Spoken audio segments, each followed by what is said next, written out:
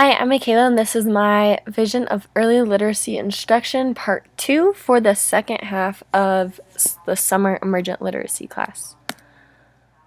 The first thing we talked about was communicating with families and parents. How I will incorporate this into my classroom is by getting to know my students from their parents' perspective. So just knowing how they would describe them, what they think their strengths are, where would you like to see improvement. That kind of stuff is going to help me get to know my students much better, and it'll be a good way to communicate with parents. Another way to incorporate families with children's literature or school or whatever is for having bingo for books nights or reading festivals or literacy nights. These kind of things that are free are really going to help students in the classroom, and it's also going to be fun for them to have their families interacting with their classroom and communicating with their teachers. Another way is to have open house nights. So to just invite families into your classroom, to always welcome them into your classroom and get to know them and communicate with them daily. Play is the next thing we talked about, and I have been studying in the early childhood program at MSU, so I'm very familiar with play within the classroom, especially early literature classrooms.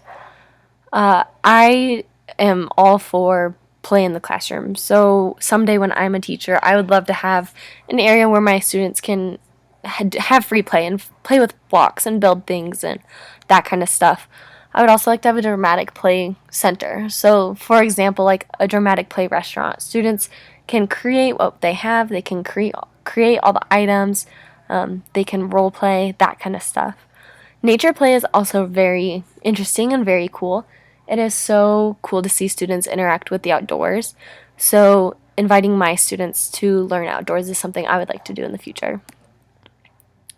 We talked a lot about writing and reading. We learned all about the writing process, and I believe that each step contributes to the end product. So I made an ice cream cone just to show you the different steps of the writing process, and that all together, when they're all put together, they make a final product. It's very important that students know this process and know how to use it because they're going to be writing for the rest of their lives, and this is a great process for writing. We talked a lot about reading skills and the types of books we need in our classroom. I am a full believer that we do need diverse books, so this website has really helped me figure out where I can get these books and what kind of books I need to have in my classroom. These reading skills are really important just to help students be familiar with the text, to monitor their understanding, to make predictions, to question what they're reading, to really make sense of it and make it important to them. So I will teach writing and reading both in my classroom, sometimes together, sometimes not. By teaching them together, I think that the students will succeed in both writing and reading because they are both very important and skills that we use every single day. The last chunk, we learned about assessments in the classroom, and this was brand new for me. So getting to learn how to do a running record and MIS-Q analysis was very interesting, and it was so cool just to kind of experience it and do a couple in class. These are definitely things that I will use in the future to measure my students' progress. So why is having a literacy-rich classroom important to me?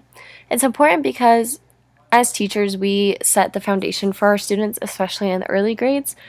And if we can teach them to learn to love and to learn to love to read and to learn to love to write, then they're going to love it.